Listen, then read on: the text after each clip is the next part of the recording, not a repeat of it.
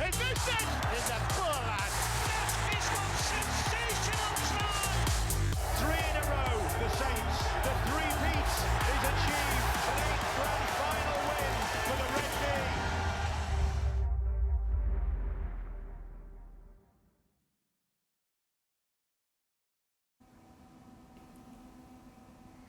Well, good evening and welcome to the last tackle here on the Sportsman Rugby League. Delighted to be joined this week by current St Helens forward Kallum Amor and the most capped Great Britain and England international Adrian Morley. At only one place to start really this week with a story that's been bubbling away pretty much since we came off air last week. Moz, your old club Leeds, Zach is back. Yes, it's a surprising move. I don't know what happened at Wigan, but you've got to assume Zach's messed up again. You know, he's had a number of situations like this, and you know, I think a player of less talent wouldn't have had as many chances as Zach's got, but he has got another chance there at Leeds. Quite surprising because Leeds they're trying to rebuild the culture and the discipline at the club, and you know, signing someone like Zach, I'm not sure that's the way forward, but he has made the move. I do wish Zach all the best, and you know, there's no doubting what an excellent rugby league player he is. So let's hope he can hit some good form for Leeds and, you know, try and force his way into the World Cup squad. But yeah, quite a surprise. Yeah, for everything that's said about Zach Carl, if you're a Leeds fan or part of the Leeds hierarchy, you're probably thinking on a short-term deal. If he wins them one game this season, it's worth it. Yeah, look, there's no doubt that Zach is a tremendous talent, you know, like Moz has just said there, and we all know it. But for me, what I think the biggest story that comes out of this, that I think, you know, we've mentioned an awful lot about Zach, it's just the decision by Matty Peet and Chris Radlinski to part ways with him. You know, that decision wouldn't have been taken lightly, given the talent that he is. But I just think you talk about that word that we use probably more often than not now, culture in sport. That word that for me gets a bit overused.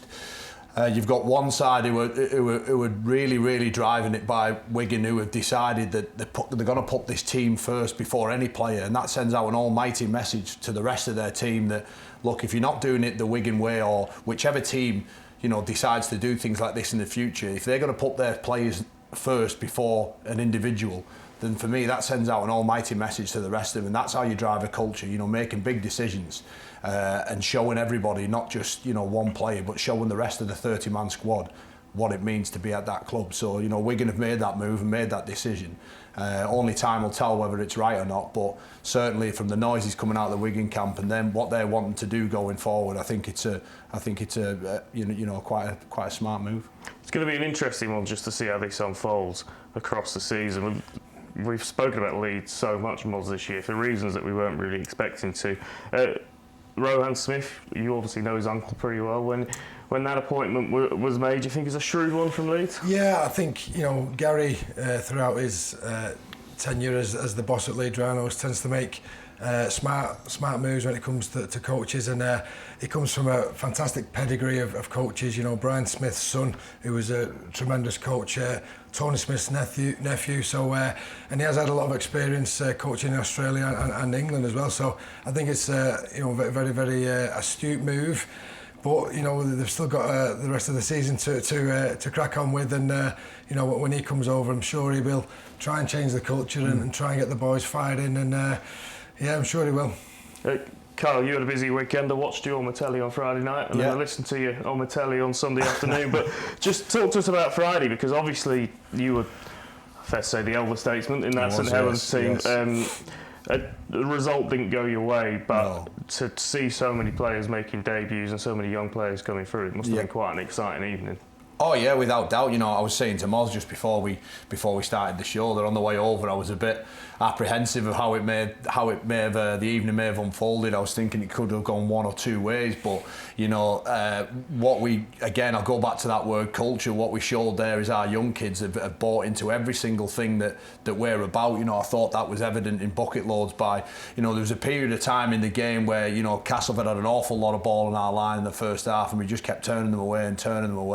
and those big players, you know, those little players who just keep turning up, well, they become massive, don't they, later on down the line. I just thought every single one of those players that took to the field that night were fantastic and showed what it meant to them to be a part of St Helens Rugby League. I thought it was a really smart move from Christian Wolff, you know, picking the young team. It was a no-lose situation for Christian. They weren't expected to win, although, you know, with 20 minutes to go, they was competing very, very well. But, you know, they didn't get the win, but he's looking at the big picture, you know, resting the boys after a strenuous Easter period. But them young lads, it's invaluable experience in the first team, and it just goes to show just how healthy a position the St Helens team is. What was the atmosphere like in the dressing room before the game? Because I guess if you've got one 18-year-old making a debut and they're a bit nervous, you can just, you know, put your arm around them and manage them through it. But when you've got that many, it must have been a different feeling to what you've experienced before. Yeah, definitely. You know, it was obviously a lot more quieter. A lot more people have just probably a bit worried about their own role and making sure that. And added to that, it was on Sky as well. So if you're ever going to make a debut, it's on Sky at Castleford. It's one of the most difficult places to go, even when you've got a full 17. Never mind there. So there was an awful lot going on for them, and I thought every one of them handled it great. You know, even the kids that come off the bench. You know, you imagine you sat there building up all that energy, you know, all the time, and I thought every one of them was fantastic. So it probably showed the St Helens fans that, you know, what's coming down the line. I was impressed with people like Ben Davis. You know, although he's been in and around the first team squad a while, he hasn't really had too many opportunities. So him and young Danny Moss as well, I thought they were terrific. Let's just have a quick skip over the rest of the results from the weekend. Moz, we've spoken about Leeds. They did get a win on Friday against Toulouse, 25 points scored, so they're still not quite clicking, it seems, in attack. But Toulouse, the league table's almost a bit deceptive because they're going to turn a couple of teams over, aren't they, between now and the end of the season? Yeah, and I believe they're going to strengthen the squad as well, but they've already upset St Helens, which no one picked that result. But I thought they started really well against Leeds, and they were just picked. But you wouldn't have thought coming into this fixture at the start of the year it'd be a basement battle, would you, at Leeds and Toulouse? But they are going to surprise a few, particularly with the travel over there to France. But they're going to upset a couple. But they're competing well. Castleford St Helens we've spoken about, obviously. Carl. Hull KR, Wakefield have fallen away in the last few weeks, but Hull KR just seem to, despite the news that Tony Smith is not going to be there at the end of the season, I thought we might see a negative reaction to that, but it wasn't there at all. And they're building up nicely ahead of that semi-final, aren't they? Look, we don't know. You know, internally they could be creating a narrative of, you know, it's Tony Smith's last year. You know, the players have obviously enjoyed playing underneath him, given the, you know, how they've been performing over the time that Tony's been there. And I just think, you know, another win like that, I think it took them up to fourth in the table. And, you know, if you're a Robins fan, you've got to be pretty happy with how it's all going. Yeah, they've won the last 6, haven't they? So, you know, I think they've got the best running streak in Super League, so that counts for something. Moz, you're on Club Warrington. Slow start, but just some signs that they are turning the corner and the barrel's starting to get them going. Yeah, they've had a great Easter period. You know, they won 2 out of 3, and the game they lost against Hull, there was in with a shout, and it was, you know, they'd argue a dubious call for the try. So they've had a good Easter, but yeah, you're right. You know, it looks like they are clicking slightly and learning how to play under Darryl, and he's getting the best out of the boys. But it'll be a fantastic game this weekend, you know, against the old enemy Wigan. But yeah, there's some great signs there. And then, Wigan Warriors against Salford on Channel 4, Carl. You obviously on the commentary team. Game of the weekend, wasn't it? Right up until that 79th minute, or whatever it was, that Jay Field broke away. Oh, it was brilliant. Yeah, no, it was one of the best games we've probably had this year. I thought the last 20 minutes, Wigan tried their absolute best to make sure that they didn't win the game, you know, didn't they? With Bevan French, and I can't remember who was on the other side of the field, but they bombed 2 certain tries, if not 3. And credit Salford, you know. Before the game, I was thinking that it was a 20-point win for Wigan all day, but you know they showed up that they were willing to move the ball and play. And I thought Brodie Croft and the Ackers, they were tremendous for Salford. And you know, if it was going to be decided by a try, then who better than the man of the moment at the minute, Jay Field, in a 90-metre try with a minute and a half to go on the clock. You know, brilliant scenes for everyone at Wigan. And you know, I felt sorry for Salford a bit because I thought they put an almighty amount of effort in, but you know, ultimately that man Jay Field has just proven again that he's been the difference for Wigan in getting them over the line this year. The key for Salford, Moz, now will be to not be too disheartened and not hopefully have left too much energy in that game, because they were superb and they stuck with Wigan. And actually they made a really good start to the season. They'll probably feel they're a couple of wins away, a few other teams will feel like this, but a couple of wins away from just getting themselves back on the right track. Yeah, I think so. They did have a great start, but I agree with Kyle. I thought there was very, very unlucky against Wigan. Wigan bombed a few, but Salford bombed a few chances as well. So I thought they deserved a bit more from the game. But you're right, they need to take all the confidence from that. You know, not many people go to Wigan and nearly get the win or nearly get the draw or nearly get a result. So yeah, I think they'll take confidence, and if they have a bit of luck with injuries, because they've not got the biggest of squads in the Super League, you know, hopefully they can go on a bit of a roll and just need a few more wins under the belt just to you know, a bit of breathing space between them and the bottom. I just think that with Salford, you know, to score 24 points at the DW, just to echo what Mark said, that takes some doing. And I thought they never went in the shell at all in the game. They constantly moved the ball and threatened Wigan all over the place. So, you know, looking ahead for when we play them this week, that's something that we've got to be certainly ready for. But yeah, and that last game, just to round up from the weekend, a bit of an eyebrow raiser, Carl, because there's not many teams that will beat Catalans full stop this season, and Hull FC, it still isn't pretty at times, but they are picking up results. No, you're right. You know, they've won the last two now, haven't they? I think it is Hull FC. But they have been very up and down. You know, they seem to win one, lose one, win one, lose one. And, you know, but again, if the results go the right way this weekend for them, they could find themselves third in the table, which, you know, considering the start that they had, you know, I know they got off to a win, obviously, in round one and stuff, but the rest of the time they've been a bit all over the place, really. But the squad that they've got is capable of doing anything. You know, they just got to get a bit more consistency about them, which is the same old story with Hull FC. And we talk about consistency in terms of results, but probably the biggest problem Brett Elton's had is his inconsistency in terms of the team that he's been able to pick. Because Luke Gale in and out the side with suspensions, Josh Hodgson's picked up, Josh Reynolds, has picked up injuries throughout. There's other players that have kind of come and gone out the side. He must feel if he can get his best 13 on the field for the majority of the time that they'll be all right. Yeah, without doubt. You know, the squad that they've got, like I mentioned, has got stars all over it. But for me, the side that goes on to win the competition is one that has the best squad, not just the best 13. So at times you're going to be called upon to, you know, draft 17, 18, 19, squad number 20 in.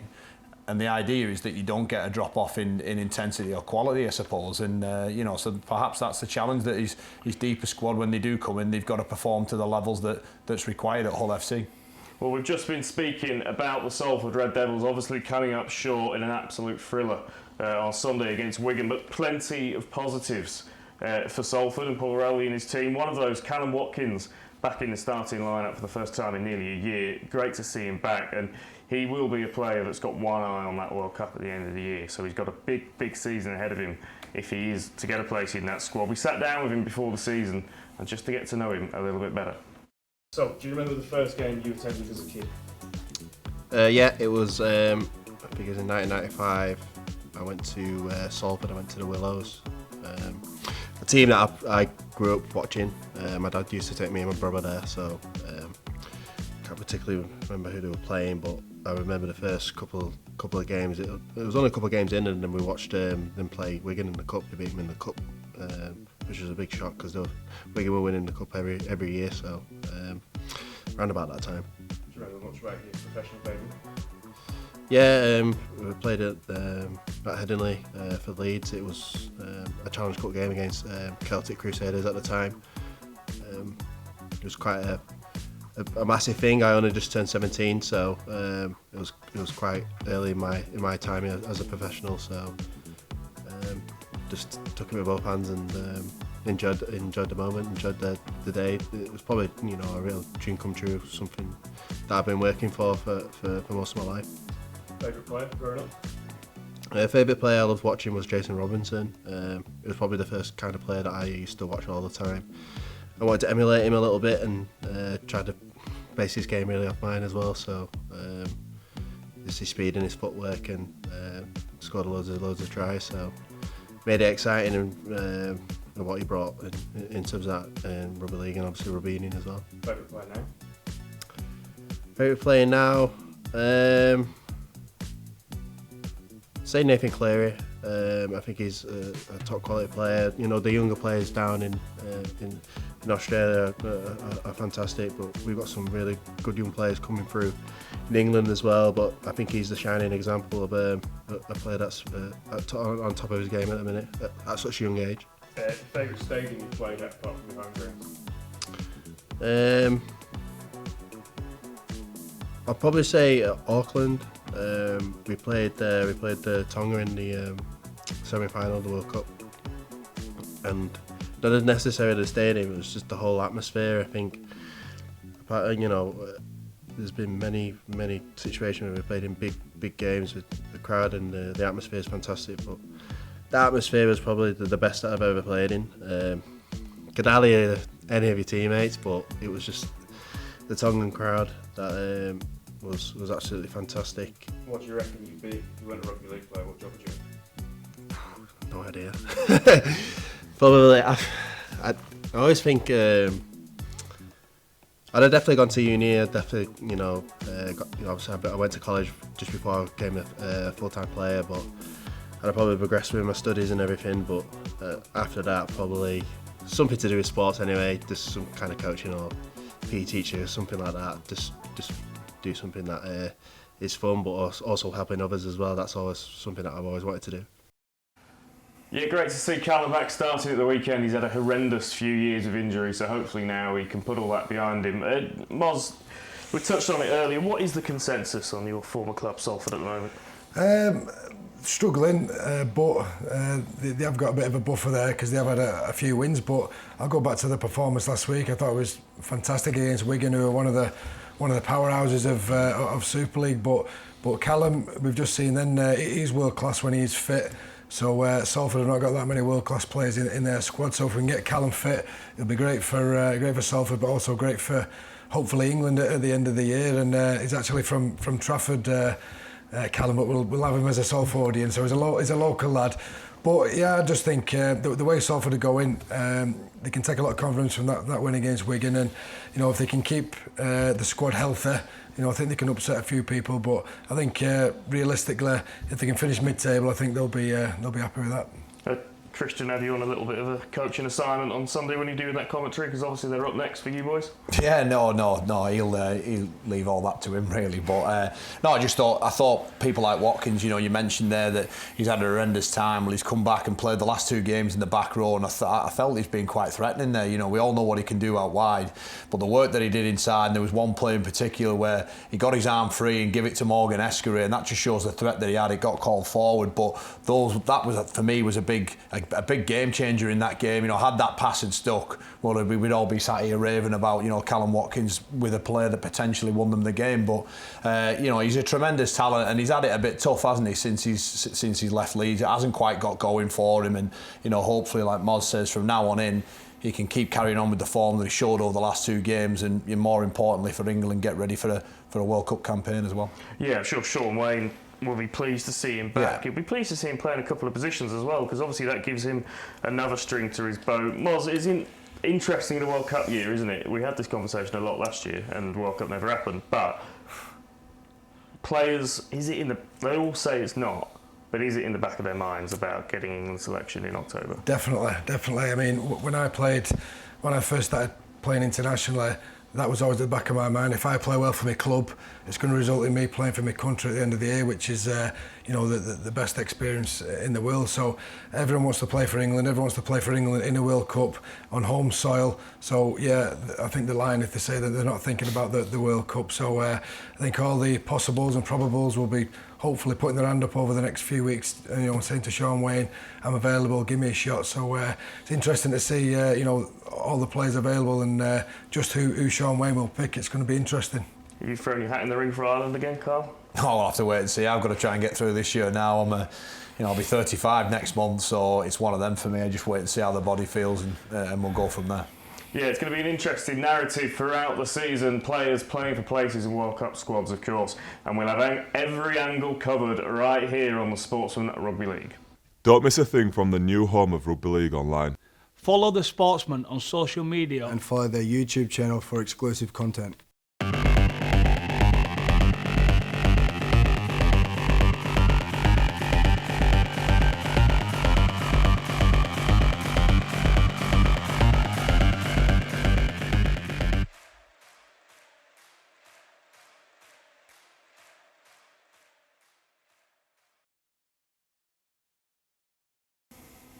Right, let's get stuck in then to this week's action in the Betfred Super League. First game up, Wakefield Trinity versus Huddersfield Moz. Two teams desperate for a win after some pretty indifferent results in the last few weeks. Yeah, Huddersfield have been, you was thinking at the start of the year they're going to be dark horses to compete for the Super League, and they've dropped off slightly. But they've got the semi-final of the Challenge Cup next week, and I'm sure Ian Watson will have them firing. You want a good performance coming into a semi-final, and Wakefield are struggling a bit.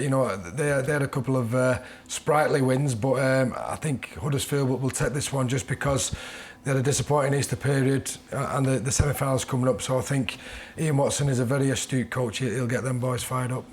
And then Leeds Rhinos versus Hardaker, Kyle. Now, as it stands, we understand that Zach Hardaker will be in the squad. Whether he plays or not remains to be seen. But it is interesting because it's two clubs on very different trajectories this season. Yeah, we've already spoke about Hardaker and the possibilities where a result here at Headingley could have them in the table a bit even further up towards the top, which isn't, it's a bit unfamiliar territory for Hardaker, being that high up. But I think normally round about this period where you start to see the runners and riders start to take position within the league table, and if Hardaker can find themselves right up towards the very top, you can imagine the amount of confidence that'll breed for them going forward. So there's a lot on stake for Hardaker. There's a real feel-good factor, and in sport, normally when you're feeling good, you all play good, don't you? So if they can keep riding that wave, then brilliant for them. But for Leeds as well, the return of Zach, if that happens, that signing of a quality player like him can make everybody else who perhaps aren't quite where they need to be just raise their game a little bit.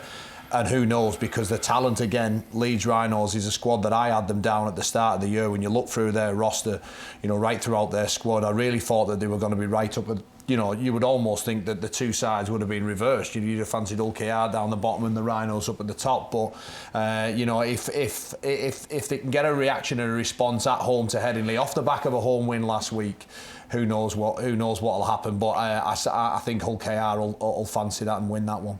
And then your game against Salford Red Devils as well this weekend. Careful what you say, because Moz is a Salford fan. You must be, having watched that game on Sunday, be expecting a tough outing. Yeah, without doubt. And look, that's what we want. Moz mentioned about Huddersfield going into a semi-final. We've just lost a game there. Now, I know that most of the first team, in fact, pretty much all the first team, wasn't playing in that. But your good sides, they tend not to lose games back to back. If you're going to go on and win grand finals, there's not many sides that do that. And at some point in the season lose two games in a row. So for us, we are stinging a bit. We want to make sure that we get back on with winning ways again. And it's about us just putting in a good performance. We've got a new sort of spine there. We've a new 6 and a new 1. Given the fact that the injuries that we've got. So it's we've only got one game to get it right as well before that massive game in the semi-final at Ellen Road next week. Moz, Warrington versus Wigan. Warrington on the up. They'll have a bit of confidence back about them after a few wins against the Wigan team that certainly will be very pleased with that late win, and the league table doesn't lie. They've been good this season. They have been very good, but Wigan Warrington, it doesn't need no building up. As soon as you get the fixtures, when do we play Wigan? That's what we used to say at Warrington. Amor away, it's always a blockbuster, and the fact that they have had a really encouraging Easter period will only add to the game. Wigan, just going about the business well. Wigan, picking up the wins without being particularly exciting, but they've got that, the semi-final next week. They will have their eye on that, but they'll want to go into that with a win. So this is the best tie of the round. With it being at Warrington, I'm going to go with the upset. Really, I'm going to go with a Warrington home win. You weren't allowed to say anything else, were you? Moz, Catalans, Castleford is an interesting one because in the kind of context of the story of Catalans at the moment, obviously grand finalists last season, we expect them to be there or thereabouts in the playoffs this year, but we'll learn a lot about how they respond to a defeat against Hull FC, and Castleford, another team that are just starting to put some form together. Yeah, they've had a great Easter. Castleford, they won all 3 games, didn't they? But I agree with you. I think Catalans will be up there in the playoffs and competing for a place at Old Trafford. But the fact that it's over at Catalans, that's a very, very tough place to go and perform and get the win.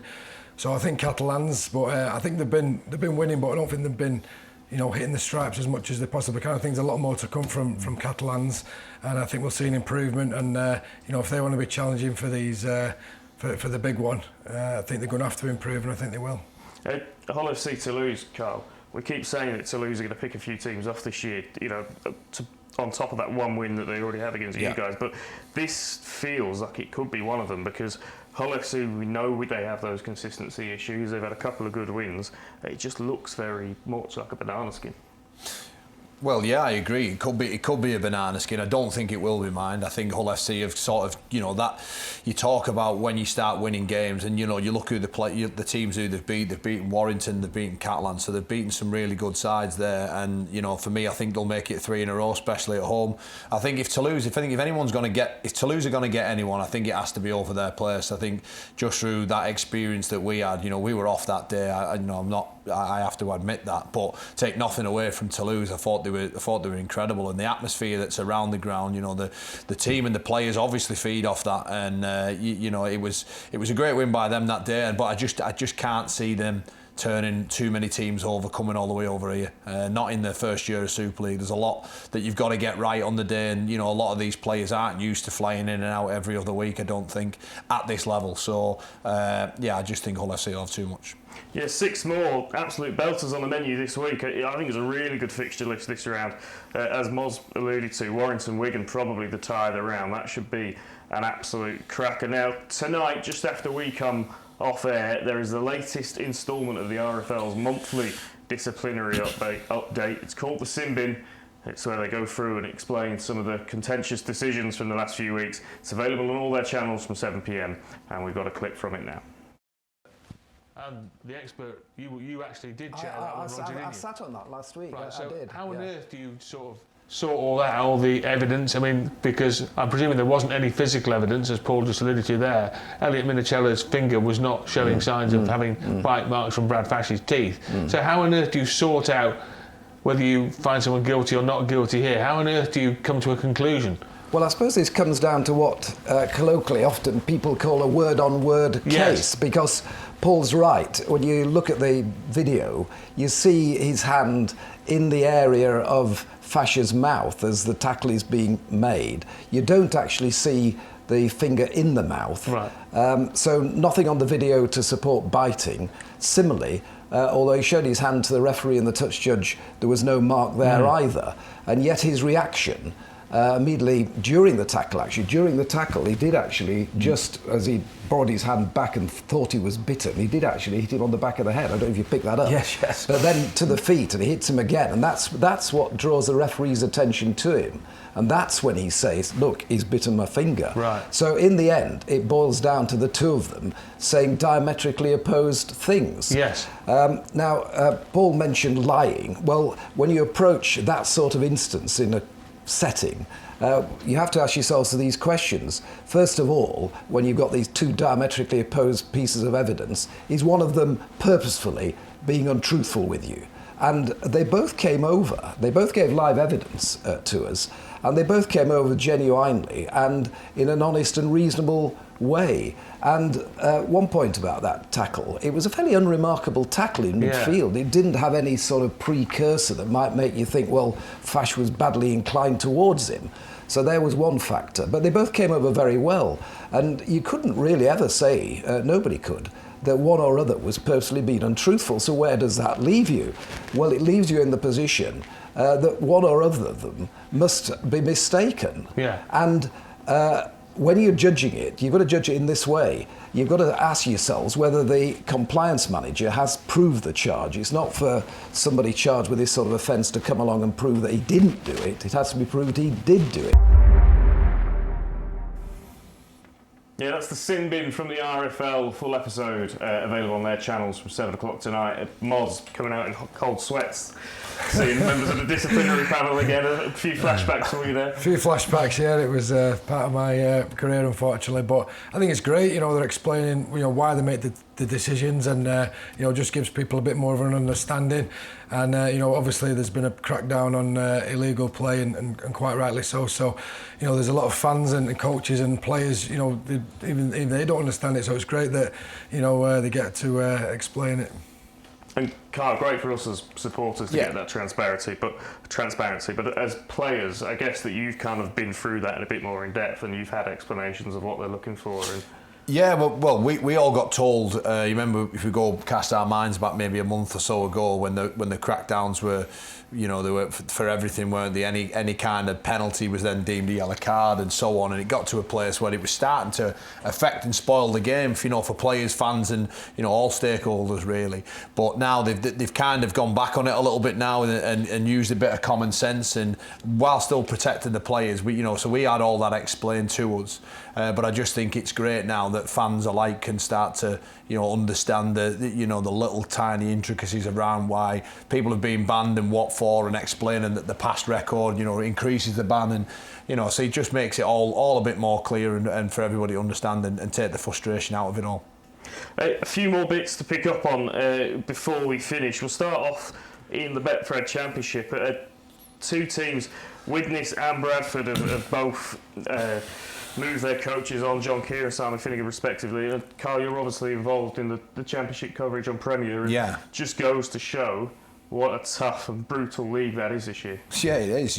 Both sides are off the back of a bit of a hammering this week at home. I think finally it's been the nail in the coffin. Both sides have invested in their squads quite significantly, and when they both sit in 9th and 10th or 8th and 9th in the table, wherever it is they sit, it's deemed by the guys upstairs that it's not good enough and it's not the direction that they want to be taking in. So it's disappointing, because John Keir and Simon Finnegan are two good blokes, really good men as well, and who work hard on the game and think about it an awful lot. So but again, it's the ruthless nature of trying to get into Super League, I suppose, and being sat towards the bottom end of the table. They've decided that it isn't good enough for them. And when you look at the two clubs, Bradford and Widnes, appreciate for both of them, it's been a few years since the kind of glory days, but Moz, you'll know what it was like at Bradford. There must still be a sense of expectation and pressure around that job, because it's such a famous club, and they must still have ambitions one day, hopes and dreams of being back at that top level. Oh, without a doubt. In the 90s and the noughties, they were one of the powerhouses of Super League, and they've won the title numerous times. So all the fans and everyone involved with the club wants to get back up to them Hardaker days. But yeah, I mean, they've got a great stadium there as well. It's everything's in place for them to be up there, but they're just not quite getting it right. But Ricky Stewart once said to me, there's two types of coaches in this world. There's them coaches who've just been sacked, and them coaches who are waiting to be sacked. So it's who'd be a coach, Lewis? It's a tough gig, and it's obviously, our sport is results based, and the powers that be deemed them two teams aren't going as well as they would have liked. So then it's they got to pay the price. But Widnes, you just mentioned in the 90s they were. Them and Wigan were neck and neck for who was the best team in the country. So, they want to get back up there as well. So it's very tough proposition. But they've got their dreams and the hopes. And Kyle, you're seeing it week in, week out. There's no such thing as a free meal in the Championship, is there? Because Featherstone seem to be at a slightly different level to the rest of the league, and it's not surprising when you see the investment. But the 13 clubs underneath that, anyone can beat anyone, and then everyone is beating everyone.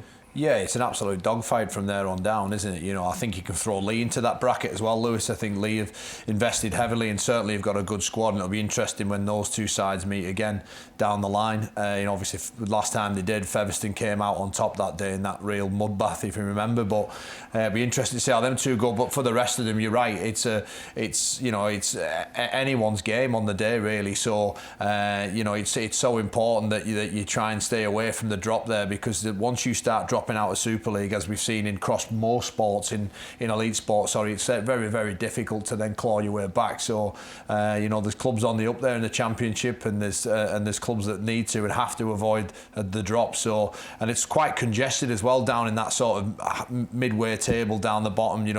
Given 2 weeks, you could be right back up there again. So, those sides, particularly Widnes and Bradford, you mentioned how established clubs they are and how big they are. They don't want to be down the bottom end. They're far too big for that, and they need to work hard collectively as a group to make sure they get back up. Yeah, and very quickly, Moz, you've been jet setting. Just talk us through a few days that you've spent back at one of your old stomping grounds. Yeah, well, it was a busy Easter period for the Super League players, but I had a busy Easter period as well. So the Sydney Roosters rang me up and said they're having the 20-year reunion, the anniversary celebration of the 2002 Grand Final winning team over Easter weekend, so I thought I can't miss this. So I flew into Sydney on Good Friday. I'd had 72 hours there in Sydney, then flew back, and out of the 72 hours, I think about two of them hours were sober, the rest was full of the drink, but it was great. You know, I've not seen some of them boys for 20 years, and great for the club, you know, lovely gesture, you know, to get everyone together, and yeah, it was just like old times. It was better than I thought it would be, you know, that's how much I enjoyed it. It was fantastic.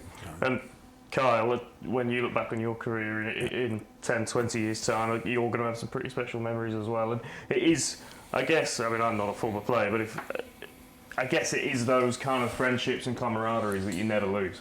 Yeah, you know, absolutely. And I just think there, listening to Moz, for me, that's what sport's about. You know, you start playing the game because, you know, you enjoy being with your mates, and somehow, somewhere along the way, you can kind of lose that when you're in professional sport. You can almost just see it as a job and as a career. But, you know, deep down, if you strip it all back, we play the game because we love it. It's so important to remember that throughout your career. And there's times where I've forgotten, there's probably times where Moz has been in it and probably forgotten it a bit as well. But, you know, to hear that, to have that reunion and that bond that when you win trophies, you're bonded for life. You have an experience that only you on that field that day can understand and cherish. And to hear that 20 years down the line, you know, the Sydney Roosters flying one of the greatest players over in English game and be reunited with all them teammates, I think it just shows a touch of class for them, but as well, obviously a special bond that all those players have, and hopefully in 20 years' time I'll be drinking for 72 hours with all the Saints ones too. I don't think I could manage it somehow even now. Gents, it's been an absolute pleasure talking rugby league football with you for the last half an hour or so. We're running out of time, so we're going to finish off with the contenders for the try of the week, but we'll be back next week, of course, and next week we'll be building up to the Betfred Challenge Cup semi-finals and the final of the Betfred Women's Challenge Cup as well. So there's a lot of exciting rugby league on the way. Thank you for joining us, and we'll leave you with the contenders for try of the week. Welcome to Try of the Week. I'm Ross Fiddies, and here are this week's contenders. Try number 1, Lee at home to London in the Championship. Loose forward Asiata with the ball now, making some yards. It's a risky offload, but it pays off with Smith there to receive. To Hingano now, and another offload. Nisbet with the ball, and with a bit of quick thinking, he capitalises on a major gap in defence to run it over for Lee. Try number 2, it's Castleford on the attack against a young St Helens side. It's out to Gary on the wing, who battles off 2 defenders, but young John Bennison comes flying in with an ankle tap, but that can't stop him either. Look at this, Gary stays in the field of play and dives over in the first 40 seconds of the game. It's the Women's Challenge Cup semi-finals for try number 3. York passing it out wide. Tara Jane Stanley with the ball now. Lovely sidestep from her. The Leeds defence can't cope here, and she's over in the corner for York. We stick with the semi-finals for try number 4. It's Saints versus Featherstone. Amy Hardcastle running onto the ball at speed there, cruising through that defence. They don't know what to do, and she crosses over with ease for a second try of the day. Try number 5, it's the final few minutes between Wigan and Salford. The scores are level, Salford going for the drop goal. Jay Field collects nicely though. He's a familiar face on try of the week, of course, and here he goes again. It's a subtle dummy, but it's enough to trick the defence. Once he gets going, he can't be stopped. The Salford defence are spent here, and Field's blistering pace saves the day for the Wigan Warriors. And finally, try number 6, back to the Championship. You spoke and we listened, York. Liam Harris powering through the defensive line. Neat pass to Matty Marsh, but it's an ankle tap from Williams. Great offload back to Harris though, and what a try from the man of the match. 6 tries, but only 1 winner. Head to the R League app now to vote for your favourite.